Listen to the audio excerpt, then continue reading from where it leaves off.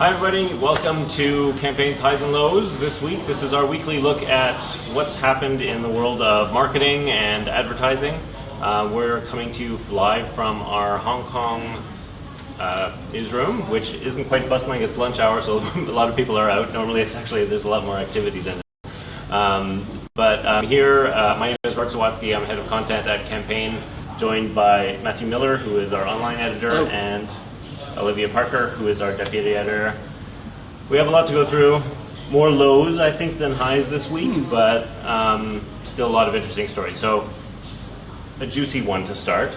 It involves lawsuits about fraud, negligence, breach of contract. This is Uber suing Fetch Media, which is a Dentsu-owned company, in a San Francisco court. And you wrote the story around this that when it first came out. Yeah, so this all kicked off on Monday when Uber filed a lawsuit against Fetch Media in San Francisco, alleging that Fetch had misrepresented the effectiveness of its ads.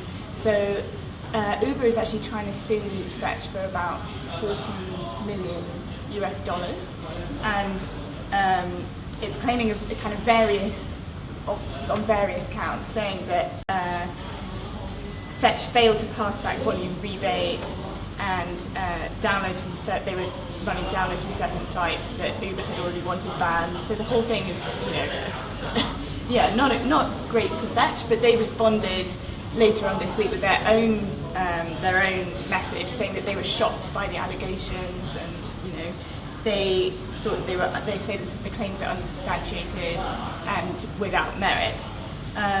So they said that Uber stopped paying invoices months ago, and that's why they've now raised these claims. So it's all looking like a bit of a murky mess. He said, she said kind of thing, right? So Uber is saying, you guys didn't do what we wanted you to do. We didn't want you to put ads on Breitbart, for instance. That was one of the sort of conservative, right-wing publication that Uber claims it didn't want, ads there.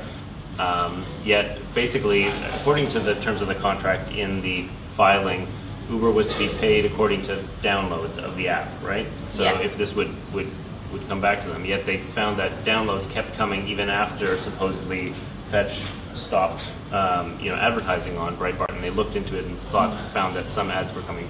Some of the app downloads were still coming from that avenue. Yeah. And then the other side too is they felt that Fetch was misrepresenting basically where a lot of the downloads were coming from, that they were not necessarily coming from the places that they said they were. So it's kind of a bit of a question. And then the commission side is the other side of this whole equation too. So it's on a really big, messy issue. Yeah, we really, obviously at this point there's no factual information. We don't know at all whether any of the allegations are true, but it was interesting that it got a lot of coverage because it was Uber suing someone else rather than being sued itself. So I think that caused a lot of media outlets to pick it up.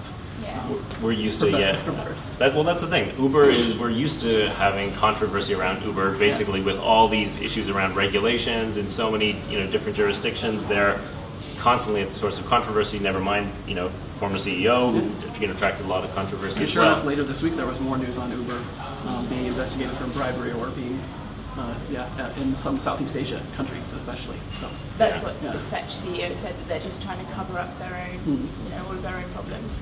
But you have to kind of wonder how they were communicating for this to happen. I mean, Fetch said that Uber had stopped paying invoices in March, they stopped working together then, and now this is all coming to light.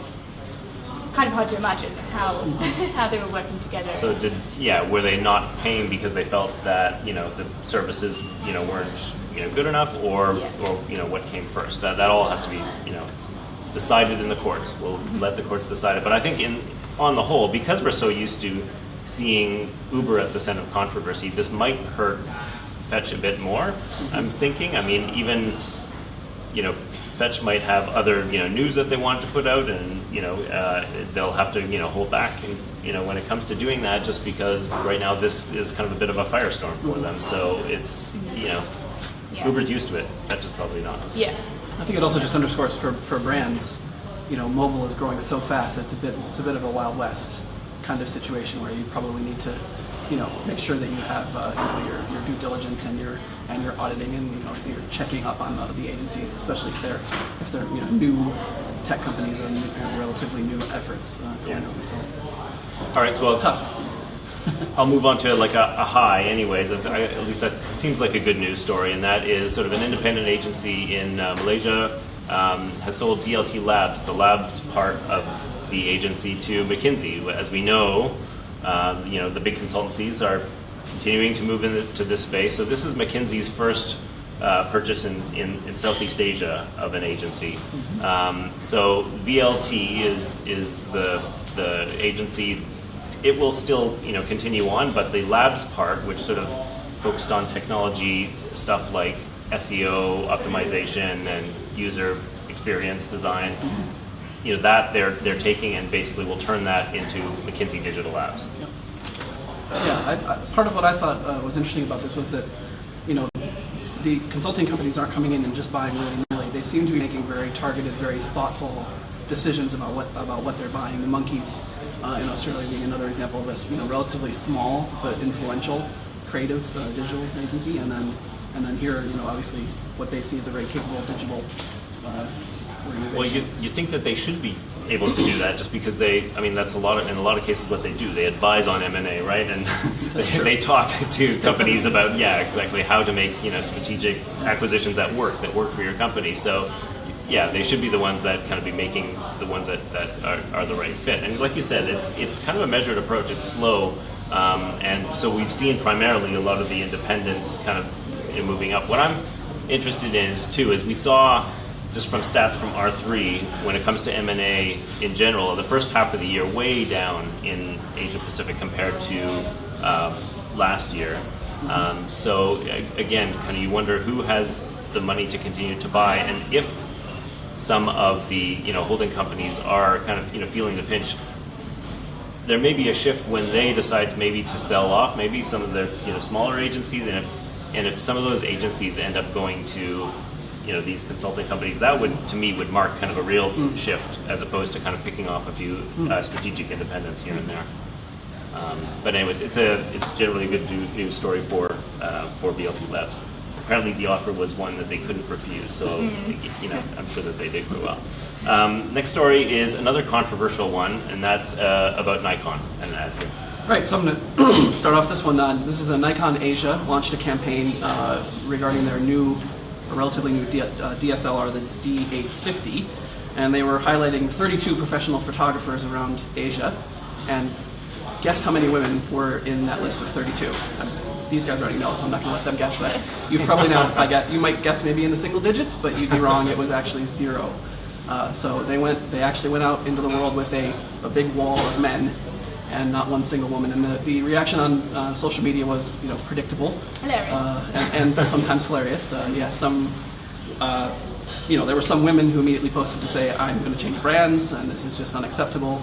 One that I saw said, I didn't know that I needed a penis to operate a Nikon. So that was sort of the tenor of things. There was one I saw, she said, when are you coming out with the female version? Is it going to be in pink? Is it going to be pink? Of course. Right. So as we often, when we look at these kind of situations, it's not to make fun of the brand, although they may deserve it, but to see how it's handled and what lessons there might be for other brands. And in this case, Nikon did issue an apology relatively quickly. They didn't, if I remember correctly, I don't think they used the words "we're sorry," but they did say, we should have done better on this. Thank you to the community for bringing it to our attention, and we'll try to do better in the future. And that's all good. Those are the right noises. But they also made probably the lamest excuse I've heard in a long time when they said that all of the women that they did invite to join them weren't able to make it. Which, that just sounds ridiculous. How many women did you invite? And how come you couldn't reschedule so that you could? That just seems silly, and on top of it all, it doesn't really matter. It doesn't matter whether an earthquake got in the way of people making it or whatever. It doesn't matter. You went out with a campaign that grossly misrepresented your customer population, and it's just an error, an unforced error that brands can't make these days. Yeah, also some of the reaction was, okay, so you had 3 continents that this was, right. Asia, Middle East, Africa, maybe not continents, but regions, and they said you still couldn't find one woman, and then someone else looked at it and said, wait a minute, it's supposed to be also Middle East Africa. There's also no black people That's among true. The group that you selected. So, like you said, you have an ad like this, it just has to be. Yeah. It's just hard to imagine how they got to, going ahead with this campaign and nobody said, like, hold on a second, this is all meant, there's something wrong here. Well, I know the answer. Probably the people who were looking at it just never thought of it because they were sexist themselves. Yeah. I mean, whether that's true or not, that's the impression that it makes. The reporter who covered this for us, Soon Chen, got some comment from Paul Galesloot of Cohen Asia, who's a brand consultant, and he echoed what I said earlier, that this is just something that a global brand can't afford to do. But he also expressed doubt whether it would actually hurt the brand much, because in that in the realm that they're working in, the customer is discerning customer who's looking at the specs of the camera more than anything else, and probably won't be too perturbed. But on the other hand, Nikon is not doing that great lately, and this probably would have been an opportunity to do better. So. Yeah, we found out this year from our top 1,000 brands research that Nikon, along with all of the other big camera brands, has experienced a massive drop in consumer popularity, and it actually went down from 24th position to 91st position this year. So yeah, we can hardly say that it's can afford to do something like this. Nearly all markets in Asia, we saw that huge drop for Nikon. Canon to some extent too, but like you said, with the camera companies. But yeah, Nikon was really poorly, so they did not need this. The last story that we wanted to look at was the story that Wall Street Journal is ending print distribution in some markets in Asia. We can't actually tell you all the markets potentially because we actually just don't know. So going back on this, kind of back in June, the FT came out with a story saying that the Wall Street Journal was going to basically start altering some of the kind of cut back on print distribution in Europe and Asia and move people over to digital subscriptions. And then the New York Times came out with a story saying that they'll keep print in Tokyo, but will probably kind of cut back elsewhere in Asia. Then here in Hong Kong, locally, the Hong Kong Standard came out with a story just at the end of August, saying that on October 6th, that they'll be, it'll be the time for everyone will need to transfer over their subscriptions over to digital. And then you got basically an email from someone who had heard from a subscriber in Singapore. Yeah, somebody had gotten a letter and just sent it to us saying, have you heard of this? And indeed we hadn't, and we couldn't see that it had been covered anywhere. But yet the subscriber had received a letter saying that the terms were going to change. So at same date, October 6th, we also know that it's ending in Singapore. But the reason why I trot out this chronology is just because Dow Jones hasn't owned the story from day one. It's been stories just that other people have reported. When we went to kind of verify what markets, again, Dow Jones didn't want to make any comment whatsoever. And I think that it just kind of reflects how it's perceived. But it's perceived that if you're dropping kind of a print product, it sounds like a bad news story. I guess it means that a product can't kind of make a go of it as it once did before. So I understand that part, but there's also a part where these are changing times and media is changing, and so a shift to digital products for some is inevitable, and for many makes a lot of sense. For users, it's and for readers, it might be cheaper. There are things that are offered in digital that are superior as well. And we went through this with our magazine, which we ended print distribution of in just last month. But there are some things that we did in the magazine, our private view, I would argue. Now we have it in a digital video format that I think is far superior. And so I'm a little bit perplexed sometimes by just how people think that it's more a negative story than it is. yes. And just from a larger brand perspective, it seems like it's almost never a good idea to pretend like something's not happening when it clearly is, and so that's kind of puzzling. Yeah, I think that kind of where this might kind of point us next is if the international publications, like Journal, which has a great brand and is kind of known as as kind of a product that many would pay extra for, and I understand people want their morning Wall Street Journal, but if those can make it, then are some of the English local dailies far behind, like Straits Times, SCMP. obviously it depends on ownership and financial positions and how diverse you are, where else the companies are going. But you just on a product basis alone, you got to wonder with profitability then how far the others might be behind. That's things to watch out for. I think that's about it. So I think I don't know. I think I'd characterize that just as a low, just the way that story was perceived. So probably we have three lows, only one high this week. But we'll see what happens that week. Next week, speaking of, this will definitely be a high.